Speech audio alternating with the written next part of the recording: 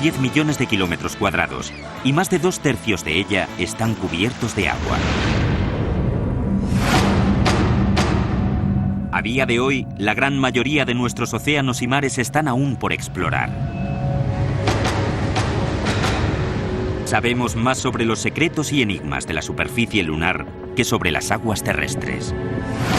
Y es que siempre que han existido informes sobre avistamientos de ovnis por el cielo, se han registrado informes similares de los llamados OSNIs, u objetos submarinos no identificados en nuestros océanos.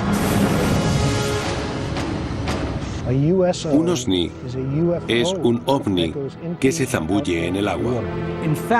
De hecho, los OSNIs y los ovnis son probablemente lo mismo. Un ovni se convierte en un OSNI cuando deja de volar y se sumerge. Por primera vez en la historia, descubra los misterios de los ovnis más escurridizos. No estaría mal que la Marina nos contara todos los avistamientos de estos aparatos. No hay duda de que es posible conseguir un vehículo supersónico bajo el agua. Desde informes que afirman que la ciudad perdida de Atlantis es una base secreta de OSNIs, La leyenda de Atlantis se basa en datos que confirman su existencia hoy en día. o un testimonio registrado en el diario de Cristóbal Colón en 1492, Lo vieron ascender y descender durante la noche. hasta el único incidente OSNI documentado por un gobierno, un escalofriante suceso en la costa de Nueva Escocia, Canadá. La noche del 4 de octubre de 1967, un ovni fue avistado flotando inmóvil sobre las aguas de Sag Harbor, inclinado unos 45 grados, hasta que desapareció rápidamente bajo las aguas con un estallido de luz y sonido. Según los especialistas, los ovnis submarinos siguen merodeando por las ignotas aguas terrestres. ¿Han venido de visita a nuestro planeta o ya estaban aquí?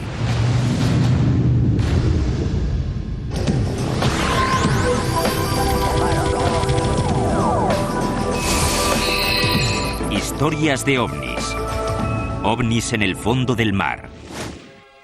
Este es el Canal de Santa Catalina, una extensión de más de 40 kilómetros de ancho que separa la ciudad de Los Ángeles de la isla Catalina. Según los expertos, estas aguas, parte de las cuales pueden tener una profundidad equivalente a la altura del Everest, podrían albergar algunos de los misterios más insondables del planeta. You are seeing an unidentified flying object. It is not a hoax. It is real. The film was taken by Leland Hansen while filming Catalina Island from a helicopter. En los últimos años, la oleada de avisos sobre objetos submarinos no identificados, los llamados OSNIs, sumergiéndose y emergiendo del canal, han suscitado un gran revuelo entre los vecinos y los investigadores. Toda la zona es un enorme lecho de actividad ovni. Probablemente habré descubierto unos 2.300 casos de ovnis sobrevolando estas montañas y estas aguas. Es una zona muy activa. Preston Dennett es el autor de OVNIs sobre California. Lleva casi 20 años investigando la actividad OSNI en esta región. El 14 de junio de 1992 se produjo un verdadero aluvión de avistamientos en las montañas de Santa Mónica. Los testigos contabilizaron un total de 200 objetos. Y lo interesante de este caso es que los objetos procedían del suelo. Normalmente cuando alguien ve un ovni, este viene desde el cielo como una estrella que desciende en picado, pero estos describían un vuelo ascendente. 14 de junio de 1992, 10:24 de la noche. Durante casi 2 minutos las aguas del Pacífico se iluminan y explotan mientras emergen en formación cientos de aparatos brillantes con forma de disco. Al igual que en otros casos similares, estos artilugios surgieron del océano en un silencio casi absoluto. Según los testigos, se quedaron un momento flotando antes de salir disparados al espacio. Se recibieron avisos sobre este incidente en diversos destacamentos de la policía local, incluso en el de la lejana Malibú. La siguiente es una de las llamadas reales que se registraron precisamente aquel día. Monster Sheriff Station. Did anyone report anything strange tonight? Maybe more than one specific. Strange. Lights. Lights? Yes. What exactly happened to you? I'm ashamed to tell you because I think you're going to think I'm crazy. We saw what we thought was a bright light up in the sky. Okay. We could hear it wasn't a helicopter. I'm telling you, I have never been more frightened in my life. Según Dennett, el incidente también se notificó al servicio de guardacostas de Long Beach, que finalmente no inició las labores de búsqueda. Este suceso de 1992 fue el segundo en menos de 3 años en Los Ángeles. La oscura y brumosa mañana del 7 de febrero de 1989, los buceadores, los sonar de los barcos y aquellos que estaban en la costa vieron como un aparato oscuro, alargado y no identificado emergía del Pacífico. Durante unos 90 segundos, el OSNI permaneció sobre la superficie antes de expulsar una docena de pequeños objetos que se movían a gran velocidad. 60 segundos más tarde, el aparato se volvió a sumergir. Según los últimos datos que captaron los sonar, se dirigía al sur, hacia el canal Santa Catalina, antes de desaparecer. Y se avistaron docenas de objetos a lo largo de la costa de Marina del Rey. A veces, algunos de estos aparatos expulsan artefactos de menor tamaño que alcanzan los 6 metros de diámetro. Y a estos se les vio moviéndose por debajo de la superficie del océano. Emergían y volvían a sumergirse. Al igual que el caso Roswell de 1947 suscitó la curiosidad del mundo entero sobre los platillos volantes, en la actualidad estos sucesos cercanos a Los Ángeles han desatado una oleada de investigaciones sobre las habilidades y amenazas de los llamados OSNIs. Los océanos cubren el 70% del planeta y en ellos se esconde mucha historia y muchos misterios. Sería muy razonable que toda una sociedad de seres inteligentes y avanzados eligiera vivir bajo el agua, ya que nadie va ahí abajo. La idea de los ovnis submarinos es fascinante porque ellos saben mucho más sobre nuestro planeta, cosas que tú y yo desconocemos. Una de las peculiaridades del fenómeno de los OSNIs es su supuesta habilidad para multiplicarse y desmembrarse. Uno de estos asombrosos sucesos se conoce como el caso de Golfo Nuevo. El 8 de febrero de 1960, la Marina Argentina entró en alerta cuando registraron 2 objetos no identificados con aspecto de submarinos en sus aguas. Pensaron que se trataba de navíos estadounidenses, pero de pronto, según los informes, a través del sonar se vio cómo los objetos se desmembraban y salían del agua volando. Sonar contact, 173, 438 yards. Bridge contact, sonar contact, 173, 438 yards. En 1960, la Marina Argentina mencionó 2 submarinos gigantescos que inexplicablemente se transformaron en 6 objetos subacuáticos distintos. Los argentinos no fueron capaces de darles alcance ni de destruirlos. Los objetos desaparecieron sin más. El caso incluso atrajo la atención de los altos mandos de la Unión Soviética. Nikita Khrushchev, el por entonces líder de la Unión Soviética, estaba tan intrigado por toda la historia que envió a su agregado diplomático a Buenos Aires para averiguar qué había ocurrido. Mientras algunos expertos sostienen que estos presuntos casos podrían no ser más que submarinos militares disparando torpedos, otros afirman que, en 1960, los submarinos no eran capaces de disparar 6 o más objetos. Poco más tarde, en 1970, el libro sobre OSNIs del investigador Ivan T. Sanderson, Residentes Invisibles, fue el primero en analizar el fenómeno OSNI. En él se relata otro ejemplo destacado de este fenómeno. En marzo de 1963, a unos 160 kilómetros de Puerto Rico, en medio de unas tranquilas maniobras navales estadounidenses, de repente, uno de los submarinos se apartó bruscamente de su ruta tras detectar un objeto no identificado con una velocidad de crucero superior a los 150 nudos. Los marinos se quedaron atónitos al comprobar la profundidad a la que se movía el aparato no identificado, 6.000 metros bajo la superficie. La firma acústica describía el movimiento de una única hélice por el agua y se registraba a una profundidad superior a los 6.000 metros, mientras que la profundidad de inmersión habitual de un submarino sería de unos 2.100 metros. Esa cosa, fuera lo que fuera, superaba la tecnología de los submarinos de la época e incluso de los de ahora. Durante casi 4 días, todos los portaaviones salieron en busca de la embarcación. Supuestamente, el objeto alcanzaba velocidades imposibles para luego detenerse y descansar, lo que permitía que la Marina pudiera seguirle el rastro. El suceso se notificó a la base de Sinclair Fleet en Norfolk, Virginia. No obstante, en ningún momento se ofreció una descripción oficial de lo que se vio en el sonar aquella tarde. Según los informes, la Marina perdió la pista del aparato la madrugada del cuarto día. El sonar nunca volvió a registrar su presencia. Nadie aventuró una teoría sobre cómo algo se podía mover tan rápido. Hay informes sobre ovnis entrando y saliendo del agua, pero no tenemos ningún dato técnico. Los platillos volantes están por el cielo, la gente los ve. Pero bajo el agua es la Marina la que los puede ver. Y ellos no van a contarnos nada de lo que encuentren.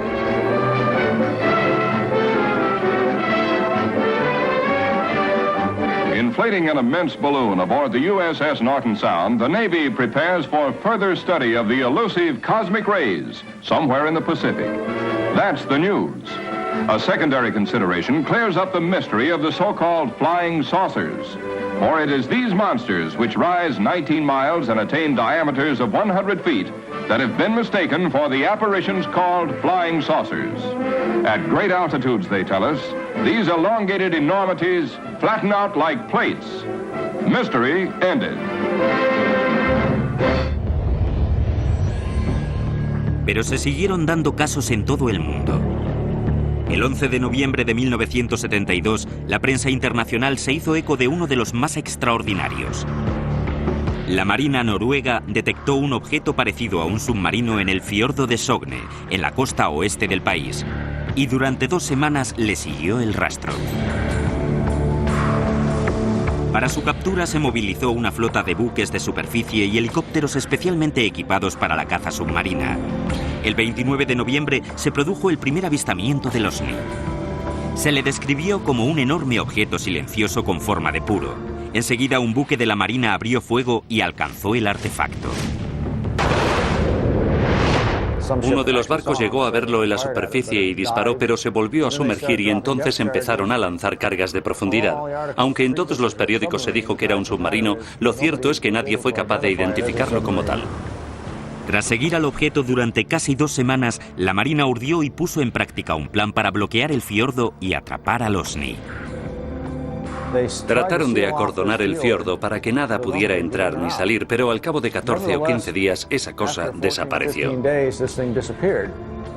Así que se podría pensar que ese objeto que detectó la Marina no era en absoluto un submarino, sino un objeto submarino no identificado. A continuación, ¿es cierto que Cristóbal Colón y su tripulación vieron ovnis saliendo del Atlántico el 11 de octubre de 1492? Uno de los primeros casos se remonta al día antes del descubrimiento de América, en 1492, antes de que América fuera América, y ocurrió en la Santa María.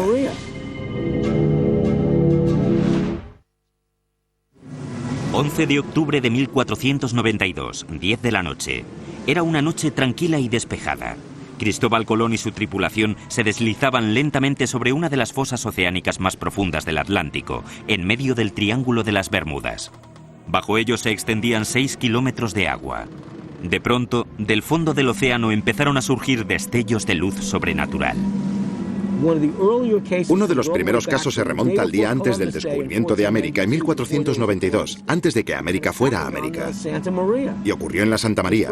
Uno de los marineros, Gutiérrez, estaba en la Santa María con Cristóbal Colón y divisó un objeto saliendo de las aguas. Un objeto con forma de disco. De repente, un enorme destello de luz de un brillo distinto a todo lo que por entonces se conocía empezó a manar del agua hacia el cielo, sobresaltando a Colón y a los 120 hombres a bordo de las 3 carabelas españolas. En menos de 5 horas, esos mismos hombres descubrirían el Nuevo Mundo.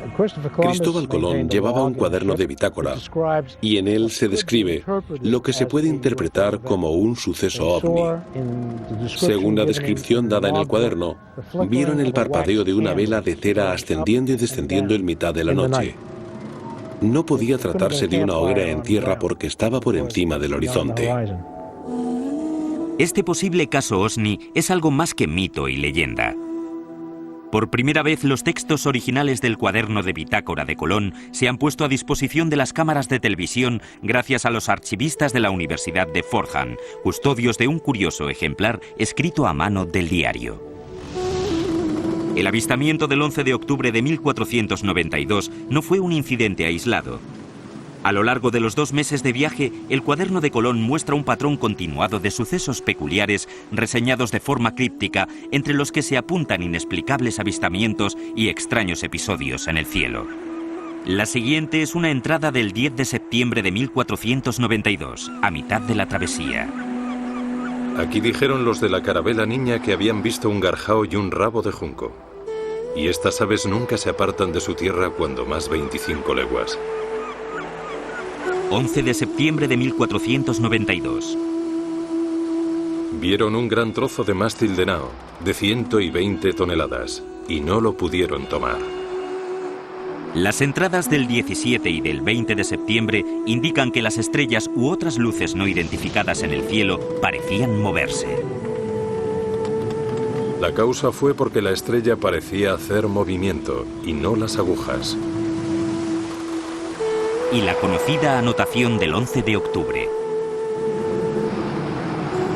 Puesto que el almirante a las 10 de la noche, estando en el castillo de popa, vio lumbre y llamó a Pedro Gutiérrez y dijo que parecía lumbre, que mirase él, y así hizo y la vio.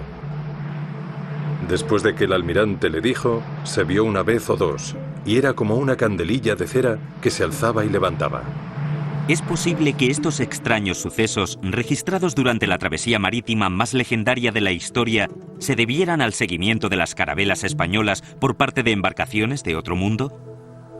Hay quien opina, no obstante, que cualquier interpretación o racionalización que se extraiga de los cuadernos de Colón no responderá a toda la verdad. Si Cristóbal Colón hubiera visto algo extraño salir del agua, volar alrededor de su barco y luego despegar, se le hubiera contado a alguien, le hubieran tachado de loco y le hubieran metido en el calabozo enseguida, porque aquello era imposible. Uno de los primeros informes sobre ovnis data del año 329 a.C. Tras presenciar lo que describió como escudos refulgentes emergiendo del río Yajartes en la India, Alejandro Magno quedó tan convencido de que eran navíos de otro mundo que dedicó sus 6 últimos años de vida a la búsqueda de estos objetos.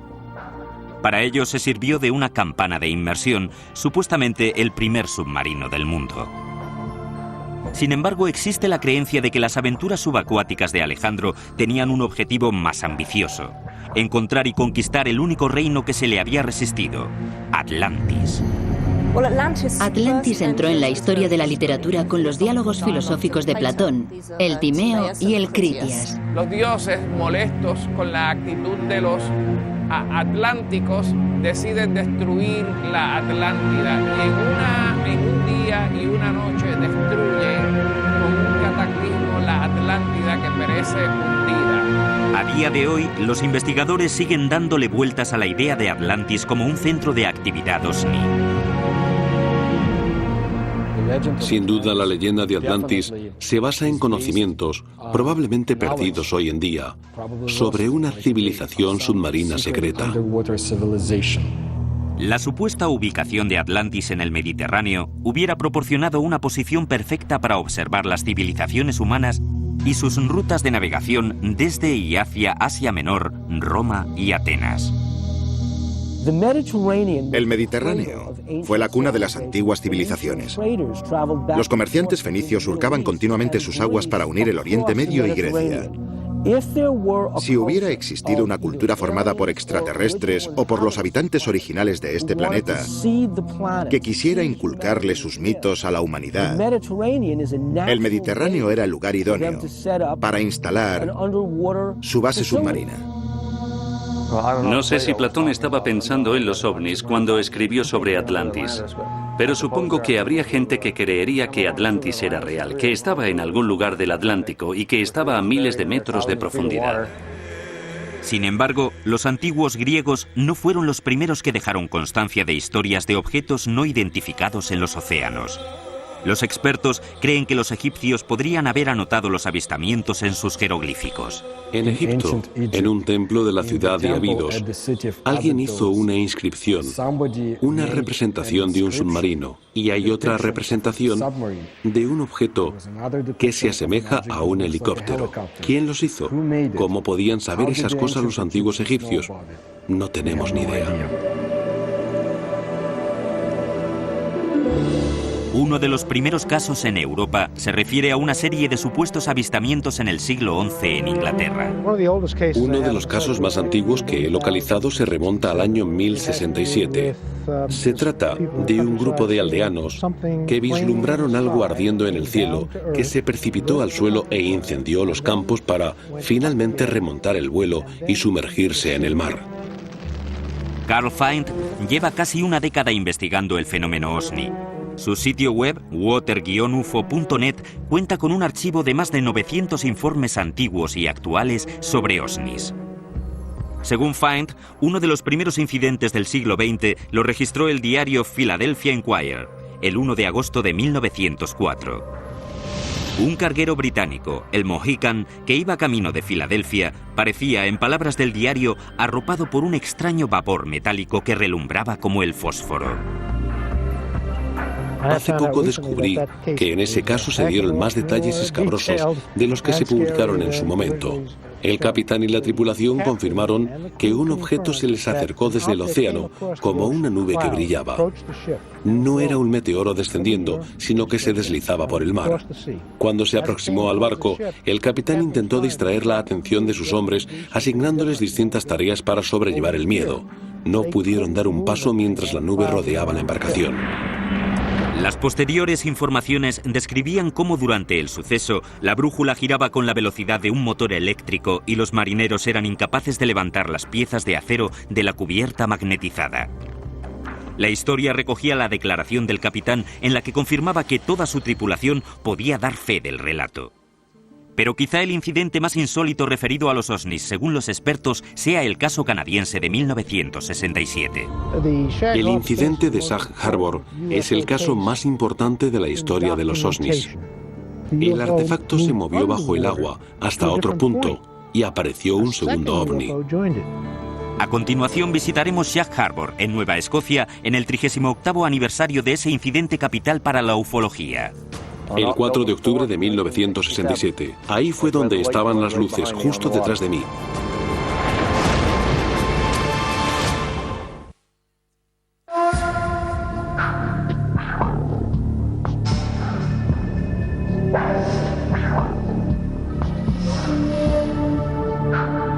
Hace 38 años, el 4 de octubre de 1967, a eso de las 11:20 de la noche, ocurrió algo en Sag Harbor que se recordaría durante los años venideros.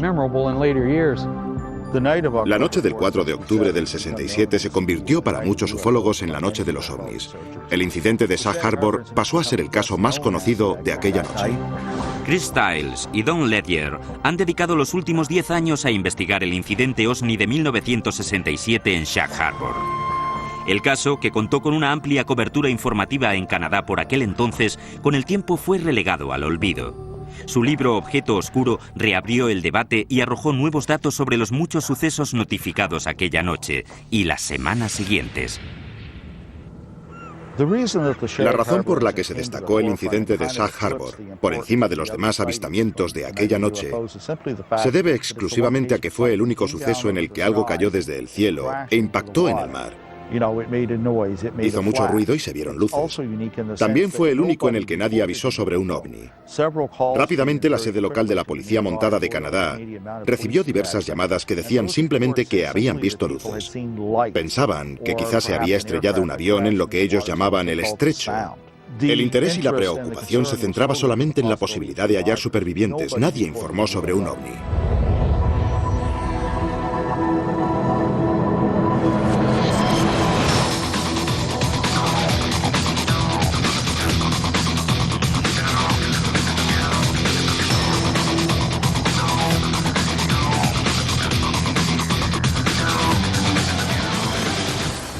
No me extraña que viera algo en el cielo porque por toda Nueva Escocia en la noche del incidente de Sag Harbor se dieron muchísimos avisos de ovnis. Enseguida llegaremos a Sag Harbor y al sitio en el que se congregó la multitud para ver lo que fuera que pasó aquí hace 38 años.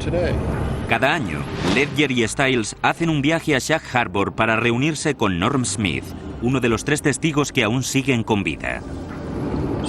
En esa isla, ahí es donde ocurrió todo. Justo ahí fue donde vimos las luces en el agua. Hola, ¿qué tal? Bien, como siempre. Los tres nos quedamos en la hierba viendo las luces. Al cabo de un rato parecía que se estaba acercando a nosotros y luego fue descendiendo hacia el suelo.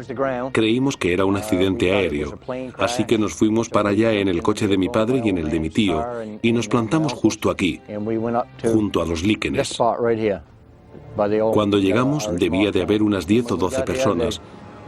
Estuvimos mirando las luces en el agua durante unos 2 o 3 minutos, hasta que desaparecieron. Lo que ocurrió después está confirmado. Antes de medianoche de aquel miércoles 4 de octubre, los agentes de la Policía Montada canadiense que asistieron al suceso desde la costa realizaron una búsqueda con sus barcos hasta las 3 de la mañana con la ayuda de muchos pescadores locales, entre los que se encontraba Norm Smith. El miércoles 6 de octubre a mediodía llegaron desde Halifax los buzos de la Marina canadiense y estuvieron todo el fin de semana rastreando la zona. Al final enviaron a 7 buzos de la unidad de submarinismo de Halifax hasta Sag Harbor. Las labores de búsqueda se prolongaron durante las horas de luz del sábado y el domingo. El lunes por la mañana, desde Ottawa, se dio por terminada la búsqueda. Lo clasificaron como objeto volante no identificado y dieron carpetazo al asunto. Según los informes del gobierno, el objeto viajaba de sur a norte por la costa de Nueva Escocia. En un momento dado, se detuvo y permaneció en el aire hasta que a eso de las 11:20 de la noche se sumergió en el agua describiendo un ángulo de 45 grados a unos 275 metros de la costa. Justo detrás de mí, donde vimos las luces, justamente en la isla de Bon Portage que queda a mi espalda. Cuando los agentes de la Policía Montada canadiense que habían respondido a la llamada llegaron a la costa por la antigua autopista 3, el ovni aún se movía sobre la superficie del agua. El objeto parecía además dejar un rastro muy denso de espuma amarilla. Las semanas siguientes al 4 de octubre, la historia cobra tintes más misteriosos. El asunto copa las portadas de todos los periódicos canadienses y tal como apuntan Ledger y Stiles en su libro, unos días antes de que el ejército canadiense clasificara el suceso como incidente ovni, un segundo artefacto se sumergió en las aguas de Nueva Escocia para reunirse con el primer objeto. Y esta cosa retomó su curso a una velocidad de unos 7.000 kilómetros por hora y atravesó Nueva Brunswick por la bahía de Fundy, a lo largo de la punta suroeste de Nueva Escocia, y se sumergió por aquí. Las autoridades sabían que el objeto ya no estaba allí, que se había desplazado bajo el agua para descansar en el lecho marino. Se quedó allí casi una semana y después puso rumbo al Golfo de Maine gracias a un segundo aparato que le ayudó con las reparaciones. Y los dos juntos emergieron y salieron volando sobre el Golfo de Maine. Lo interesante es que hay un segundo informe de un avistamiento en Sag Harbor que describe 2 juegos de luces, una naranja y una amarilla saliendo del agua y alejándose. Este hecho sigue suscitando polémica y multiplicando las pesquisas en torno a los sucesos del 4 de octubre de 1967. Hay una gran cantidad de documentos originales que sostienen la teoría del accidente de un ovni en Sag Harbor. Y en uno de los párrafos se indica que se llevó a cabo una investigación preliminar.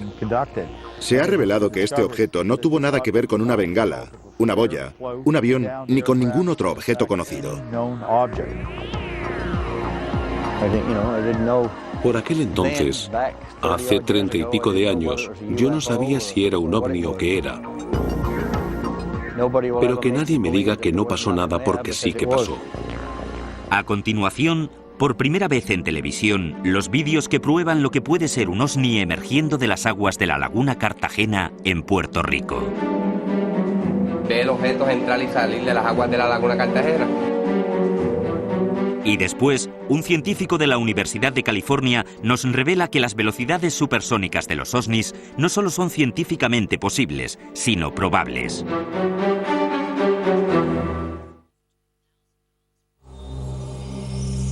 Quizá la región con mayor historial de actividad ovni sea la costa que rodea la isla de Puerto Rico. Al situarse en el misterioso extremo sur del Triángulo de las Bermudas, durante décadas la isla ha sido el centro de muchos debates sobre estos artefactos.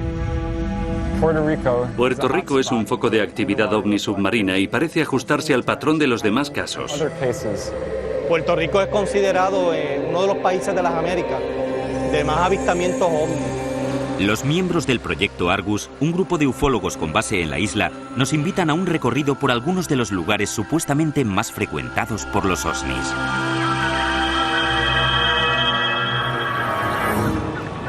La Laguna Cartagena es un lago aislado cerca del extremo suroriental de la isla que se ha venido asociando a gran parte de la supuesta actividad ovni del país. Donde también, tanto en la Laguna Cartagena como donde yo me reúno, también se explica que hay mucho secretismo de ovnis. El área de la Laguna Cartagena ha sido, desde la década de los 30, se han reportado cientos de casos. 8 de octubre de 2002, las 9 de la noche aproximadamente. Carlos Torres, agente de la policía puertorriqueña y miembro del proyecto Argus, divisa un ovni rojo y brillante emergiendo de las aguas de la Laguna Cartagena a una velocidad increíble. A continuación se detiene y permanece inmóvil sobre el agua.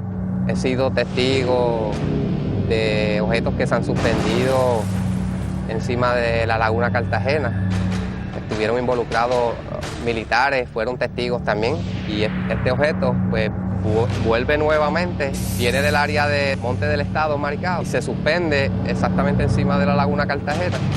Tras flotar durante varios minutos sobre la zona, se vio cómo el objeto volvía a sumergirse en el lago. Otro miembro de Argus, Luis Epi Quiñones, cree que él también grabó el mismo objeto en 2004. Sí, lo más importante, pues, yo tomé un video el 20 de noviembre del 2004 en el área, en las inmediaciones de Laguna Cartagena, que demuestra, pues, que allí... Estas imágenes, en primicia para la televisión, podrían demostrar la existencia de un ovni en este enigmático lago. El aparato brillante que se vio salir del agua estuvo flotando durante casi un minuto antes de alejarse volando. Ya que en un momento, en la década de los 90, se trató de desmentir lo que estaba ocurriendo en el sitio, a pesar de que hubieron cientos de testigos y testimonios que decían haber visto luces entrar y salir de Laguna Cartagena. Básicamente, avistamiento se ha visto en todas partes de Puerto Rico, pero los lugares más mencionados está Laguna Cartagena, está la carretera 303. La región de Lajas, que atraviesa la carretera 303, ha sido otra fuente de informes sobre ovnis y osnis. Entre ellos el de un posible choque en Monte Indio en 1997 que dejó chamuscada la zona del impacto y muchas preguntas sin respuesta. El 5 de mayo de 1997, aquí se estrelló un platillo y quemó muchas tierras en lo alto de la montaña. Aquella noche vinieron los federales y abrieron algo. No se sabe qué. ¿Un ovni? Tras el accidente de 1997, las autoridades locales empezaron a tomarse más en serio los avisos sobre ovnis y osnis. Como resultado directo, el alcalde de Lajas hace poco rebautizó la autopista que atraviesa el centro de Puerto Rico como la Ruta Extraterrestre 303. Pero por ahora, otros asuntos extraterrestres en la isla reclaman la atención inmediata de los expertos. Desde las laderas que rodean Lajas, el gobierno suele lanzar un misterioso globo aerostático amarrado que transporta un radar que alcanza casi los 5 kilómetros de altitud. Aparentemente su misión es controlar el tráfico y el tiempo, pero los ufólogos creen que eso es solo una tapadera para su verdadera función, observar y registrar cualquier actividad extraterrestre. Hay un documento de gobierno, la legislatura, donde se pidió una investigación secreta, no pública, secreta, sobre estos avistamientos de ovnis dentro de las aguas. Pero también dice el documento que no representan ningún peligro para la humanidad. El volumen de informes sobre ovnis en torno a esta pequeña isla ha llevado a muchos a plantearse la posibilidad de que las profundidades que se abren bajo el extremo sur del Triángulo de las Bermudas, junto a la misma costa, ocultan algo más que ovnis. Los expertos y los ufólogos de todo el mundo están convencidos de que podría albergar toda una base de estos aparatos. Se sospecha de que hay unas bases o una base cercana entre La Palguera y la zona cercana al faro de Cabo Rojo. Esas zonas son unas zonas bastante que se cree que se llega hasta la Laguna Cartagena. El motivo de entrar y salir es que pues subterráneamente pues ellos pueden entrar por una área específica, salir por otra parte y las bases que tienen debajo del agua. ¿Son todos estos sucesos fruto del misticismo local o se deben quizá al influjo cultural del Triángulo de las Bermudas? En los estratos populares de la cultura puertorriqueña, la mayor parte de las personas, aunque hablan sobre el chupacabras y el Triángulo de las Bermudas, no creen nada de esas cosas. ¿O acaso hay algo más en todo ello? Que es una realidad, los ovnis en Puerto Rico es una realidad, está ocurriendo y hay muchísimos, cientos de testimonios y de evidencia que lo demuestra así. Y va a venir, ¿entiendes? Y yo pienso que el fenómeno de los ovnis es real. Aquí en Puerto Rico se han dado cientos de casos, eso es una realidad. A continuación, veremos testimonios fotográficos de la posible existencia de un ovni emergiendo de las aguas de Gulf Breeze, en Florida.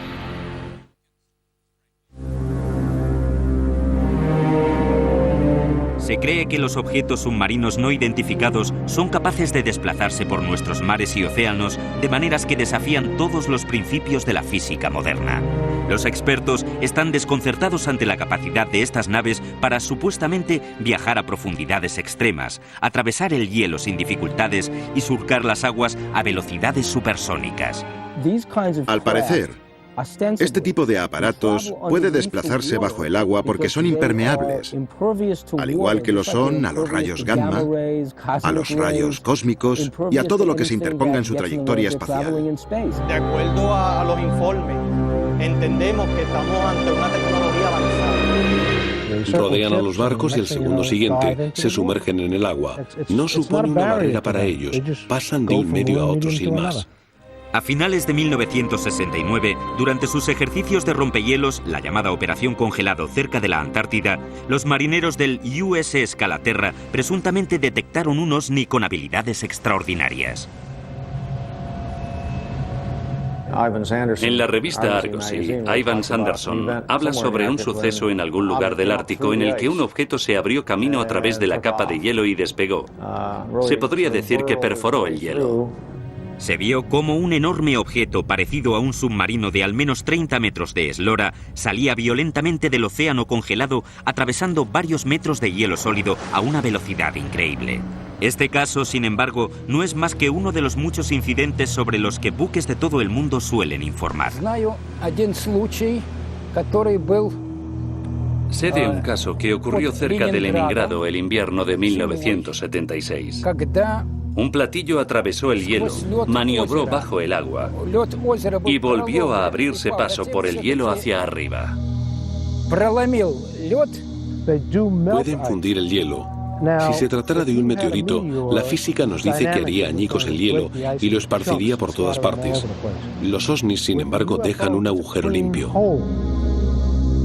En los testimonios de estos casos también se mencionan los chorros de agua que dejan los ovnis al emerger. Uno de ellos es el de Ed Walters, un vecino de Gulf Breeze, Florida, que sacó esta Polaroid nunca vista de lo que parece ser un ovni flotando sobre un chorro de agua con forma de tornado el 7 de julio de 1988. Estaba mirando hacia Gulf Breeze, por el estrecho de Santa Rosa a una distancia de unos 2 kilómetros y se percató de que el agua bajo el objeto empezaba a remolinarse. Vio cómo giraba y de repente se levantó una columna de agua que iba hasta la parte inferior de la nave. Y eso es lo que se ve en la foto. Casos como este han llevado a algunos expertos a afirmar que los ovnis podrían servirse del propio agua como fuente de combustible. Hay gente que cree que el agua es imprescindible para el proceso de fusión. Se han dado muchos casos en los que los ovnis flotan sobre embalses y pequeñas masas de agua, no solo sobre grandes masas. Sí que hay ciertas pruebas de que pueden usar el agua para su propulsión. Pueden utilizar el agua como combustible. En estos casos, en los que se han visto flotando sobre el agua y aparentemente absorbiéndola, la verdad es que da la impresión de que necesitaran repostar para continuar. Muchas teorías de la ciencia moderna proponen maneras en que los ovnis podrían ser capaces de propulsarse por el agua con gran eficacia. Los científicos barajan desde enormes sistemas de propulsión como los de los jets hasta burbujas antifricción que envolverían a los objetos. Los motores no serían motores como nosotros nos los imaginamos. Serían generadores de fuerza magnética que crearían un campo alrededor del aparato que repelería el magnetismo natural de la Tierra, permitiéndoles de este modo acelerar, frenar, elevarse, descender y maniobrar por el agua. Ejercerían fuerzas en el fluido que les rodea, el agua marina. Al ser un gran conductor de la electricidad, se puede controlar el arrastre, el flujo, la velocidad y el impulso.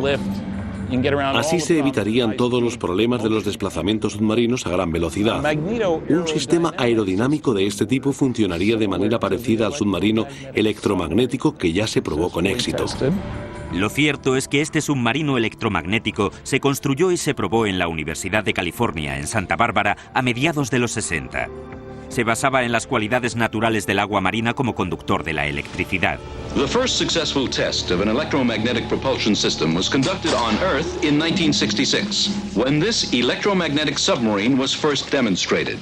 This electromagnetic submarine moves through the water as a result of electromagnetic forces. It has absolutely no moving parts. El principio es que el agua marina es un fluido conductor de la electricidad.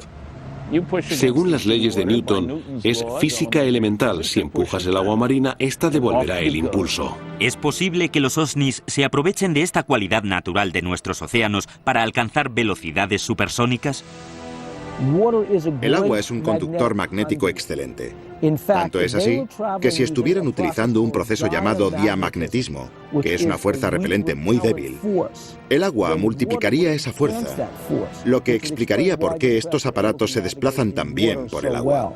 Un investigador ha deducido que los OSNIs podrían desplazarse con tanta rapidez por el agua sin sufrir daños catastróficos, basándose en los mismos principios por los que funciona cualquier bombilla. En este caso, el ovni es el filamento y el campo es el casquillo, que es lo que protege a la nave. Evita que el agua penetre dentro de ella cuando avanza. Desplaza el agua, pero esta no llega a tocar a la nave. Eso se puede lograr creando lo que se denomina una burbuja supercavitacional alrededor del objeto. De ese modo, este viaja dentro de una burbuja de vapor de agua. Marco Princeback es profesor de Ingeniería Mecánica de la Universidad de California, en Riverside. Ha diseñado un experimento para demostrarnos los principios en los que se basaría el posible movimiento supersónico dentro del agua. Prácticamente lo único con lo que puedes jugar es la forma del vehículo. Y esta ha de ser totalmente diferente a la de los submarinos tradicionales. Para demostrar cómo la forma influye en las condiciones para viajar bajo el agua a velocidades supersónicas, Princeback y su equipo generan una corriente de agua y la identifican con colorantes verdes y láseres de gran potencia alrededor de los objetos sumergidos. Si tomamos un cuerpo aerodinámico, vemos cómo la corriente fluye sin problema a su alrededor. Este objeto rojo y estilizado representa la forma perfecta para una nave submarina de gran velocidad. Por el contrario, este cubo crea una enorme resistencia a su alrededor. Una forma apropiada para un vehículo submarino supercavitacional se asemejaría a la cápsula de retorno del Soyuz o de otras misiones espaciales. Las leyes de la superficie cambian radicalmente bajo el agua. Para impulsar un vehículo oceánico a velocidades supersónicas se necesitaría una fuente de energía más potente que las que el hombre tiene hoy en día a su alcance. Si tenemos un vehículo con un diámetro de 1,5 metros y queremos alcanzar la velocidad del sonido en el aire, deberíamos contar con un motor de 15.000 caballos de fuerza. Para que el mismo vehículo llegue a la velocidad del sonido bajo el agua, necesitaríamos un motor que pudiera producir más o menos 1.000.000 de caballos. Si bien es científicamente posible que estos OSNIs puedan recorrer los océanos a velocidad supersónica, ¿cómo han logrado desarrollar la tecnología necesaria para ello? Quizá nunca lleguemos a comprender los numerosos misterios que rodean a estos aparatos. Y eso es precisamente lo que suscita la mayor polémica y aflicción entre investigadores y científicos. Creo que resultaría más fácil enviar a un hombre a la Luna o incluso crear una base allí que llevarlo a lo más profundo del océano. Si fueran hostiles y quisieran conquistar la Tierra, hace millones de años que ya lo hubieran hecho. Por lo que sabemos, podríamos ser creaciones suyas. La Tierra fue conquistada, viven aquí y nosotros trabajamos para ellos. Este es su planeta.